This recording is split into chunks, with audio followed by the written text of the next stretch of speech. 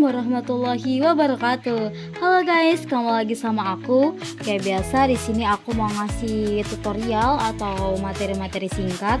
Nah, kalau biasanya aku tuh ngebahas tentang CAD-CAM, di sini aku bawain materi baru yaitu tentang sistem kontrol. Oke?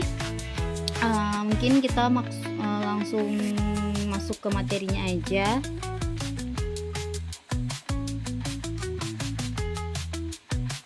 Nah, sistem kontrol dan PID. Sebelumnya kenalin dulu, aku Suci Rahmadani dengan 3 digit NIM terakhir 035 dari Prodi Teknologi Rekayasa Otomasi kelas Praktikum B. Nah, di sini aku membawakan sebuah materi singkat yaitu sistem kontrol dan PID. Di sini aku akan mengkupas tuntas gimana sih pentingnya sistem kontrol di kehidupan kita tuh. Oke, kita langsung masuk ke materinya aja.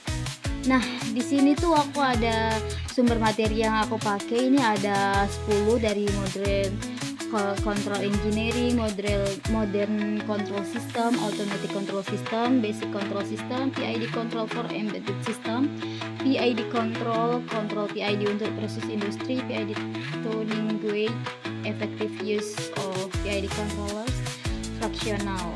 Nih.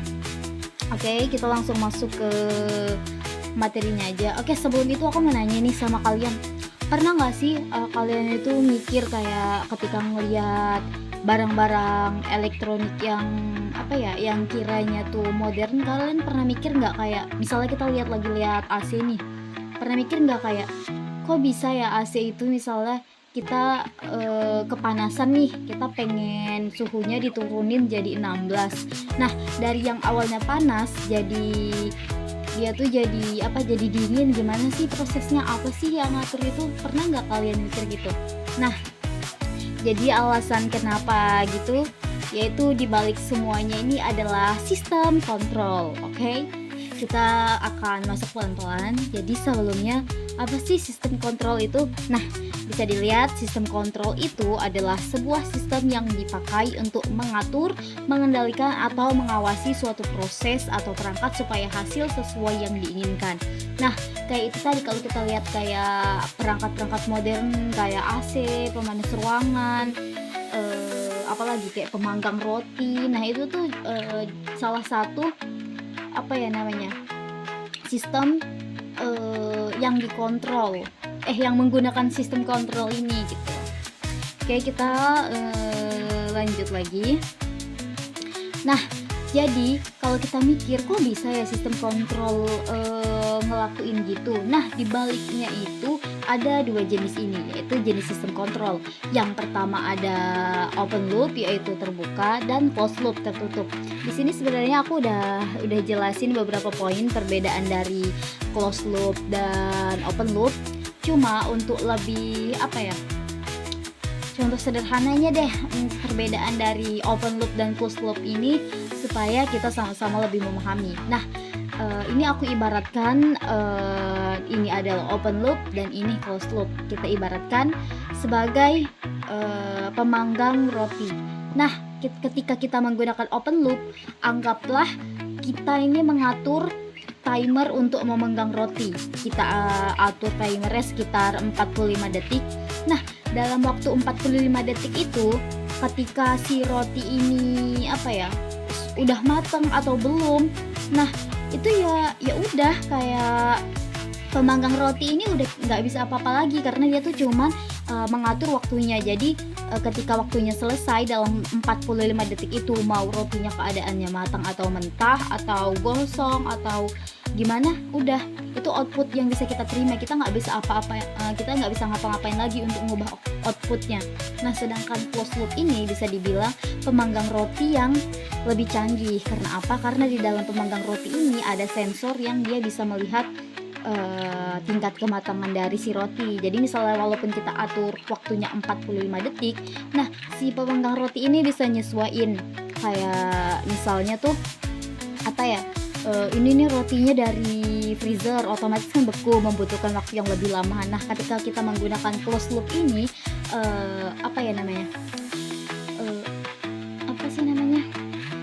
pemanas kita tuh menjadi lebih canggih. Nah, jadi apa sih alasan kenapa closed loop ini lebih canggih dari si open loop ini? Nah, alasannya tuh ada di sini. Nah, di dalam sistem closed loop itu ada yang dinamakan feedback. Feedback itu apa sih? Jadi feedback atau umpan balik adalah proses di mana output dikembalikan ke input untuk mengetahui apakah hasilnya sudah sesuai dengan set point atau belum, serta memastikan kesalahan atau error sama dengan nol. Nah, prinsip kerja dari feedback ini adalah ukur, bandingkan, dan koreksi. Jadi feedback itu ketika tunggu deh, yang bagian ini aku skip dulu, ntar aku jelasin sekalian di bagian contoh sederhananya untuk pengaplikasiannya. Nah, kita lanjut. Kayak ketika menggunakan sistem kontrol ini, pernah nggak sih kayak kita tuh nemuin kesalahan? Nah, kalau terjadi kesalahan itu apa ya pengaruhnya ke dunia nyata? Kadang kita bisa mikir gitu kan. Nah, jawabannya ada di slide selanjutnya. Nah, ada yang namanya control PID. Control PID ini 97% digunakan di pabrik-pabrik industri itu karena apa? Nah, PID itu adalah cara sistem mengatur supaya hasilnya itu lebih stabil dan sesuai dengan target kita. Nah, PID itu singkatan dari proporsional, integral, dan derivatif. Apa sih maksud ketiga ini? Kita lanjut. Nah, ini adalah prinsip-prinsip dasar PID. Yang pertama itu P untuk proporsional. Di sini adalah makna singkatnya itu aksinya sebanding dengan error dan memperbaiki kesalahan secara langsung. Kalau kita ambil contoh di dunia nyata, kita ambil contoh singkatnya aja, yaitu ketika kita menggunakan water heater aja deh, water heater. Semisalnya ini saat ini suhunya dingin. Kebalik deh, suhunya panas, kita pengen pakai suhu yang dingin. Nah, kita tuh pengennya dingin, tapi ketika kita nyalain kerannya itu tuh bisa dibilang kita tuh nyalainnya kepanasan. Nah, disinilah proporsional itu bertindak. Makna aksi sebanding dengan error ini yaitu kita kan pengennya dingin. Nah, ternyata air yang kita nyalain itu panas. Otomatis kita memutar kerannya itu lebih gede dong tenaganya. Kita memutarnya misalnya 90 derajat untuk mendapatkan air dingin itu.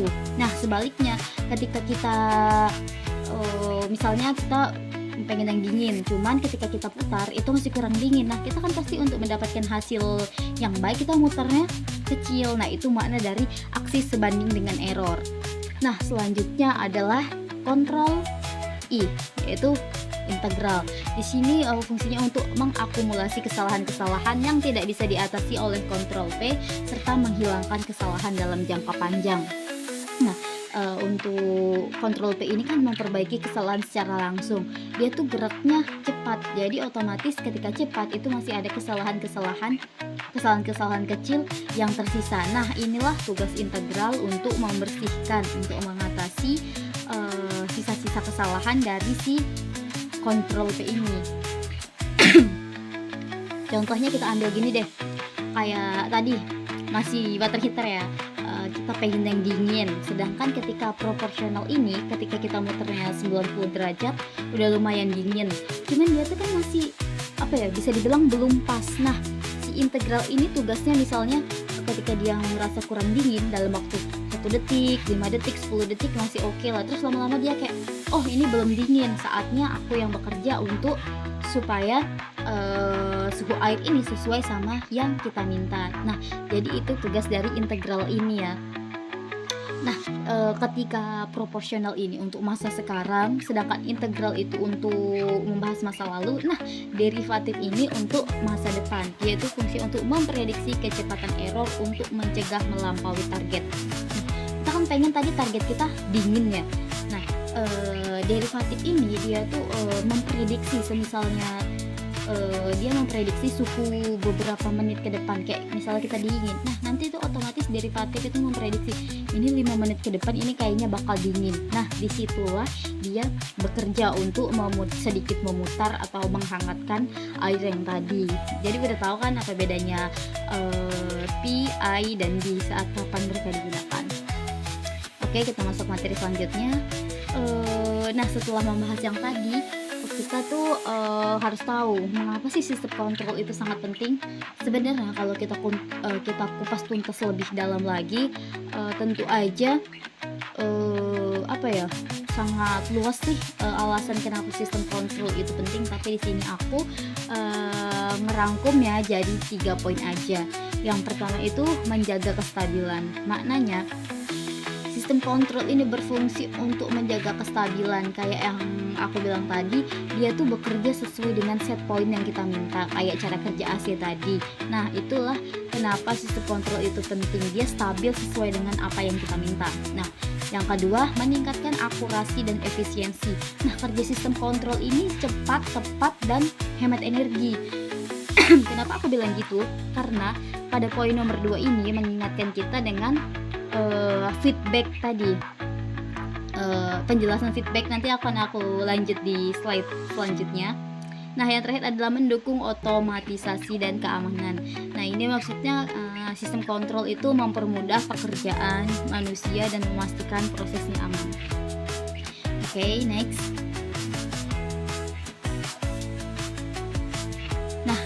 Ini ada komponen utama dari sistem kontrol, yaitu ada 5. Yang pertama set point, controller, aktuator, proses, dan sensor. Yang pertama adalah set point. Set point ini nilai target yang kita inginkan dari sistem.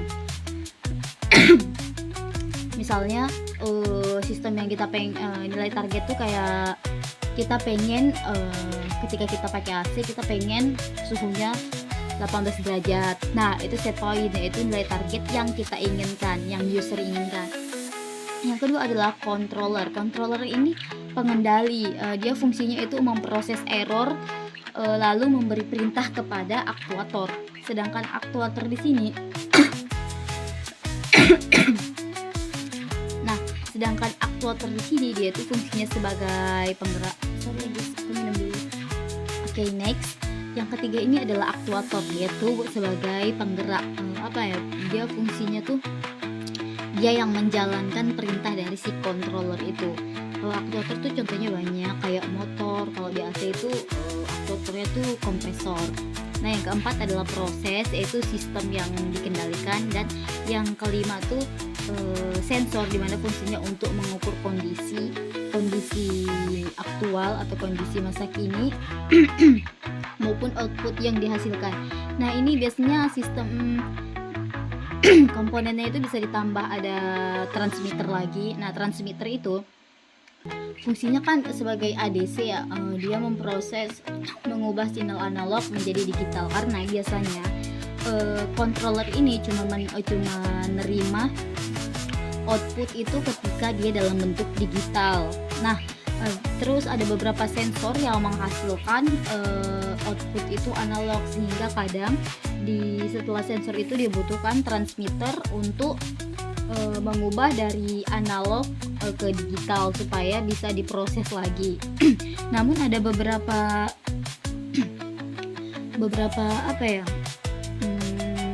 beberapa sistem yang di dalamnya itu udah ada transmitter internalnya. Jadi ini poin-poin komponen utamanya aja. Oke, next. Nah, ini contoh sederhananya. Aku mau jelasin sekalian apa fungsinya, apa ininya sama feedback tadi ya. Bentar. Nah, yang pertama itu kita menentukan set point. Ini kita ambil contoh suhu pemanas ruangan dengan termostat. Termostat ini sensor ya guys. Yang pertama itu kita menentukan set point, kayak yang di sini contohnya, misalnya suhu yang kita mau itu 26 derajat Celcius.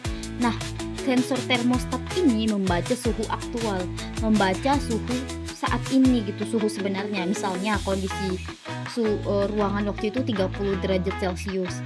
Nah, lalu output dari sensor ini yang kita sebut feedback dikirimlah ke controller, yaitu untuk diproses. Nah, controller ini jadi feedback itu apa ya? Feedback itu keluaran dari si sensor. Nah, di mana feedback itu nantinya akan dikirim ke controller lagi supaya controller bisa membandingkan set point. Kayak set point itu suhu yang kita inginkan dengan feedback itu suhu sebenarnya. Nah, dapatlah di sini misalnya tadi set pointnya 26, sedangkan sedangkan suhu aktualnya 30 derajat, dapatlah error di sini minus 4. Jadi error itu sendiri selisih antara set point dengan keadaan sebenarnya yang di sini di mana suhu aktual. Nah, setelah didapat ini error, controller ini memberi perintah ke aktuator. Misalnya ini menyalakan pendingin agar suhu turun. Nah, setelah aktuator diberi perintah langsunglah dia. Nah, kalau misalnya AC dia akan nge-on-kan atau nge-off-kan. Nah, selanjutnya setelah itu akan diproses. Ruangan pun mengalami perubahan suhu ruangan perlahan akan menurun. Nah, selanjutnya sensor kembali membaca suhu aktual. Di sini sensor ini dia tuh membaca suhu aktual setelah suhunya itu udah didinginkan. Nah, disitulah didapat feedback lagi, dan nantinya feedback ini akan dikirim ke controller lagi apabila suhunya saat itu belum sesuai. Nah, itulah prosesnya berulang-ulang terus. Nah, itu kenapa alasan disebut sebagai closed loop. Kenapa yang bagus itu, yang canggih itu disebut closed loop, karena dalam closed loop ada ini tadi, feedback umpan balik. Jadi kayak mereka tuh bisa terus-terusan mengoreksi kesalahannya dan memastikan kesalahannya itu bernilai 0. Nah, kelebihan dan kekurangan sistem kontrol itu namanya sistem kan, kita tuh nggak bisa menciptakan suatu sistem yang sempurna, pasti ada aja kelebihan dan kekurangannya. Nah, di sini ada beberapa poin kelebihannya. Yang pertama, menjaga hasil sesuai set point, lebih akurat dan stabil, bisa otomatis tanpa banyak campur tangan manusia, meningkatkan efisiensi waktu dan energi, membuat proses lebih aman dan andal. Sedangkan kekurangannya juga ada. Yang pertama, rangkaian lebih kompleks. Pasti sih kalau namanya sistem kontrol itu pasti udah pasti lebih kompleks lah ya, udah bisa dibayangin. Terus ini yang kedua, biaya lebih mahal, butuh sensor, controller, dan aktuator. Perawatan lebih sulit dibanding sistem manual, bisa terganggu jika sensor atau feedback bermasalah. Oke, next. Nah, jadi kesimpulannya, sistem kontrol adalah mekanisme yang mengatur proses agar hasil sesuai set point dengan membandingkan input dan feedback yang didapat. Nah, dalam industri, sistem kontrol terutama PID sangat penting karena mampu menjaga kestabilan, meningkatkan efisiensi, mengurangi kesalahan, dan menjamin keamanan serta kualitas dan konsistensi proses dapat terjaga. Oke guys, mungkin itu aja materi yang bisa aku bawakan hari ini. Lebih dan kurangnya aku mohon maaf. Aku akhiri, wassalamualaikum warahmatullahi wabarakatuh.